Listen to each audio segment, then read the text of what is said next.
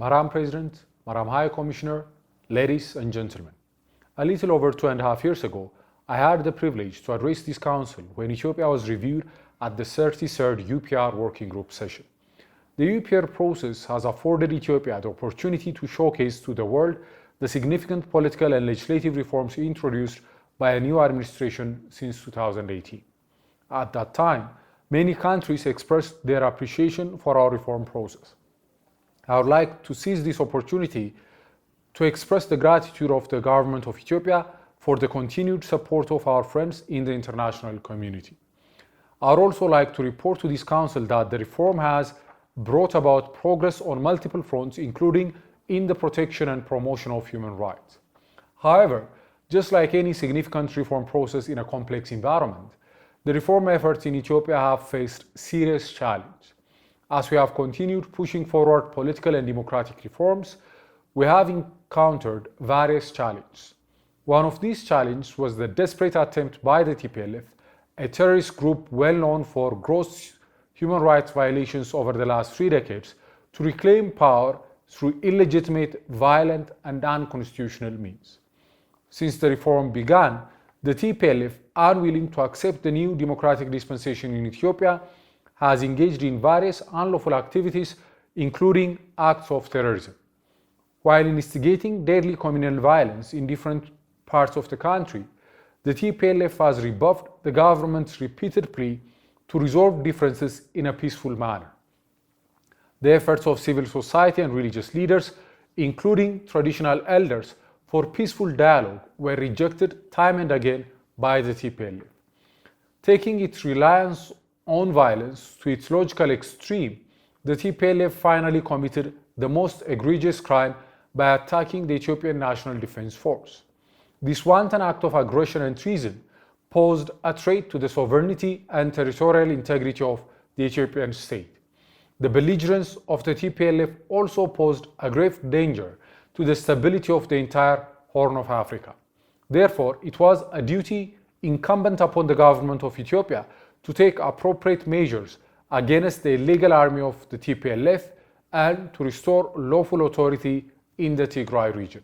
7 months after the successful conclusion of the law enforcement operation against the terrorist TPLF, the federal government has been working in collaboration with humanitarian actors to address the pressing needs of its citizens in the Tigray regional state. Unfettered humanitarian access has been granted to humanitarian workers, and rehabilitation and reconstruction efforts are underway, with progress being made in restoring basic social and economic services.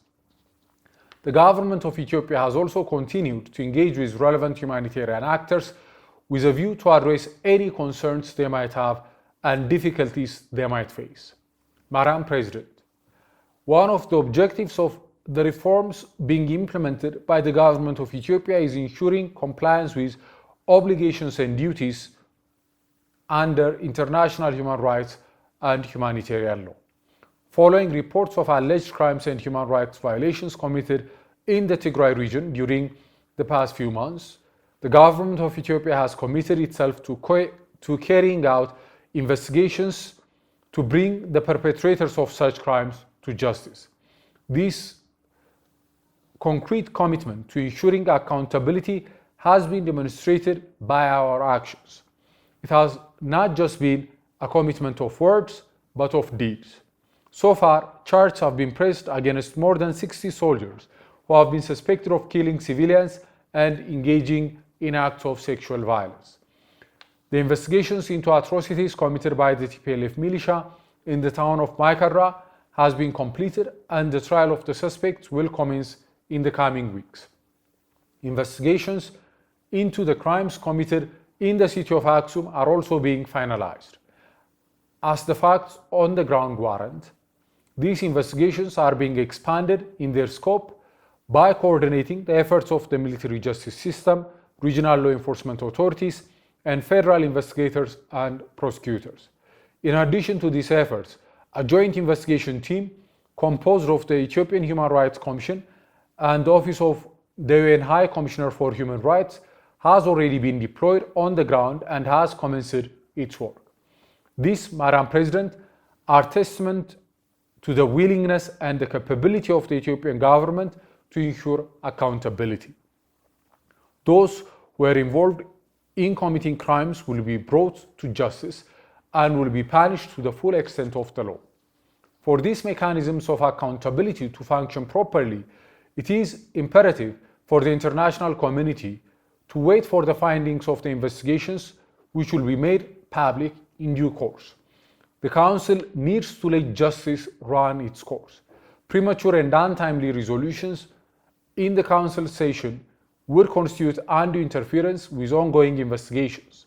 Interventions by the Council at this point in time serve no legitimate purpose, while the investigations, including the joint investigation with the Office of the UN High Commissioner for Human Rights, are proceeding smoothly.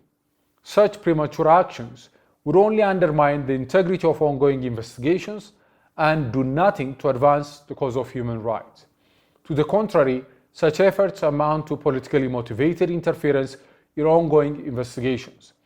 Ethiopia in this regard calls on the Council to support its effort, particularly by providing the requisite time and space for the investigations to be completed.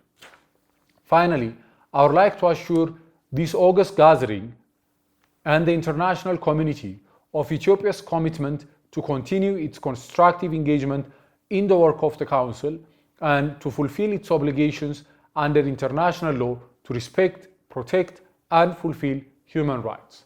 I thank you.